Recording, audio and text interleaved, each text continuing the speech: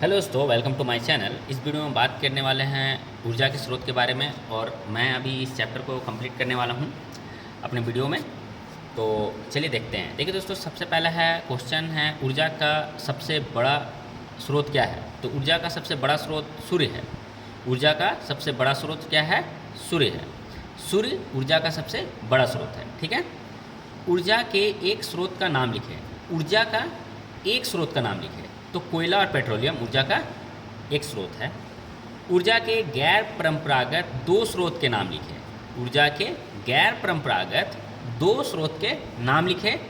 सौर ऊर्जा और पवन ऊर्जा।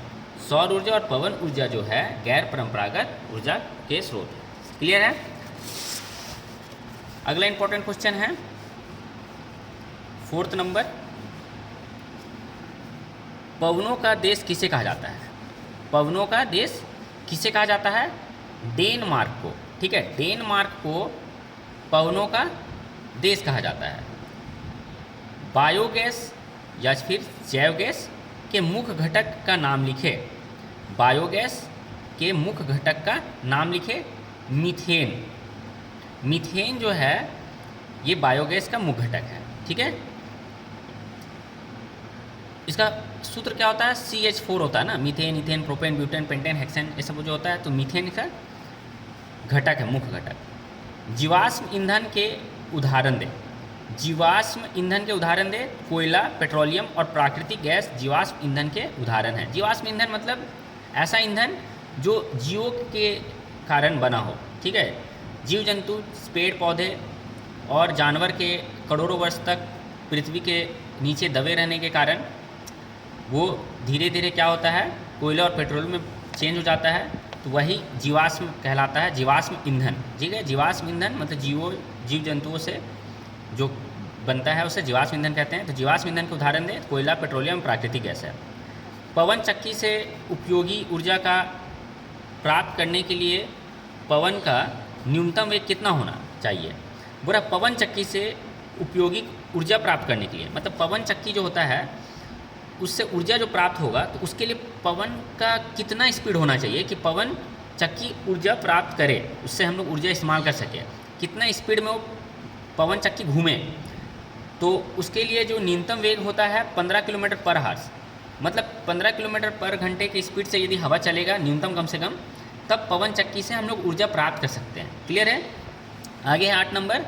उस युक्ति का नाम बताएं जो सौर ऊर्जा को सीधे विद्युत ऊर्जा में परिवर्तित करती है। देखिए, एक ऐसा डिवाइस का नाम बताना है जो सौर ऊर्जा को, मतलब सूरज का जो प्रकाश है उसको सीधे विद्युत ऊर्जा में बदल देता है। सीधा विद्युत ऊर्जा में, सौर ऊर्जा से सीधा विद्युत ऊर्जा में बदलता है। तो उस डिवाइस का नाम है सौर सेल।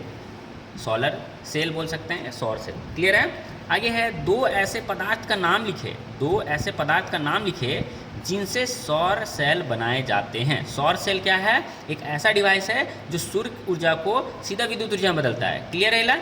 अब यहाँ पे बोला जा रहा है सौर सेल जो है वो किस चीज़ से बनाया जाता है? तो सिलिकॉन और गैलियम। ठीक है।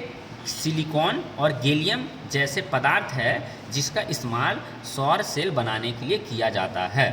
ठीक है, सिलिकॉन और गैलियम। आगे है सौर सेल के निर्माण में प्रयुक्त किन्हीं दो तत्वों के नाम लिखे। सौर सेल के निर्माण में प्रयुक्त किन्हीं दो तत्वों के नाम कौन है? सिलिकॉन है और जर्मेनियम है। सिलिकॉन और जर्मेनियम। क्लियर? आगे है सौर पैनल। सौर पैनल के में किस धातु का उपयोग किया जाता है? तो चांदी का। सोलर पैनल जो होता है उसमें किस धातु का इस्तेमाल किया जाता है? तो चांदी का। एक सामान्य सौर सेल कितनी विद्युत ऊर्जा उत्पन्न करता है? एक सामान्य सौर सेल जो होता है कितनी विद्युत ऊर्जा को उत्पन्न करता है? तो यहाँ पे है 0.7 वाट। 0.7 वाट। ठीक है, 0.7 वाट। एक समान सौर सेल कितना विद्युत ऊर्जा को प्राप्त करता है, उत्पन्न करता है? तो 0.7 वाट। या फिर इसको 2 सेंटीमीटर स्क्वायर क्षेत्रफल के एक सौर सेल को धूप में रखने पर कितना विद्युत ऊर्जा प्राप्त होता है? मतलब 2 सेंटीमीटर। 2 सेंटीमीटर मान लेते इतना होगा। क्लियर है? 1 सेंटीमीटर, 2 सेंटीमीटर। यदि 2 सेंटीमीटर स्क्वायर, यदि इतना कोई जगह है, एरिया है सोलर सेल का, तो इसमें कितना एनर्जी सूरज का रोशनी जब पड़ता है तो इसमें कितना एनर्जी स्टोर होता है, तो 0.7 वाट। 0.7 वाट, समझ रहे बात को।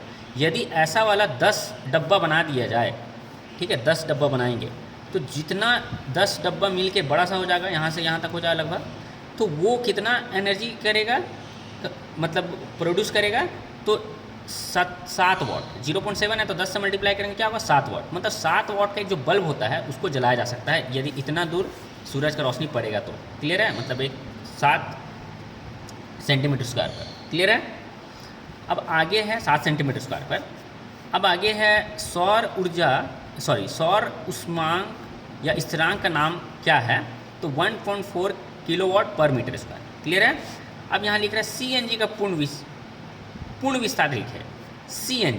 CNG सुने हैं ना, CNG का गाड़ी भी चलता है, CNG ऑटो चलता है। तो CNG जो डलाया जाता है उसका फुल फॉर्म क्या होता है, तो compressed natural gas. Compressed natural gas, संपीड़ित प्राकृतिक गैस हिंदी में बोल सकते हैं, इंग्लिश में कंप्रेस्ड नेचुरल गैस। कंप्रेस मतलब संपीड़ित, मतलब दबाना, ठीक है, नेचुरल गैस। क्लियर है। आगे है एक सामान्य सौर सेल का आकार क्षेत्रफल कितना होता है।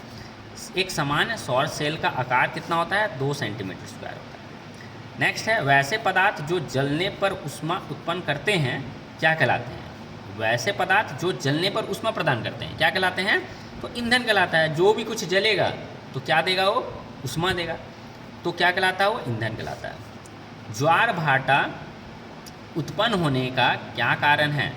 ज्वार भाटा उत्पन्न होने का क्या कारण है, तो चंद्रमा के गुरुत्वाकर्षण के कारण, चंद्रमा के गुरुत्वाकर्षण के कारण समुद्र में जल का स्तर चढ़ना या गिरना।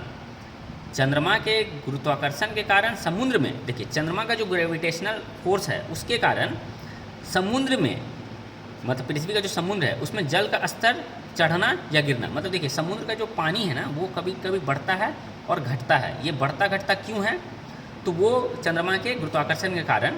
क्लियर है। तो ज्वार भाटा का उत्पन्न होने का कारण क्या है, तो चंद्रमा के गुरुत्वाकर्षण के कारण समुद्र का पानी का चढ़ना या घटना। क्लियर है, ज्वार भाटा का उत्पन्न होने का कारण है। आगे है भूतापीय क्षेत्र को पता लगाने में किस तकनीक का उपयोग किया जाता है।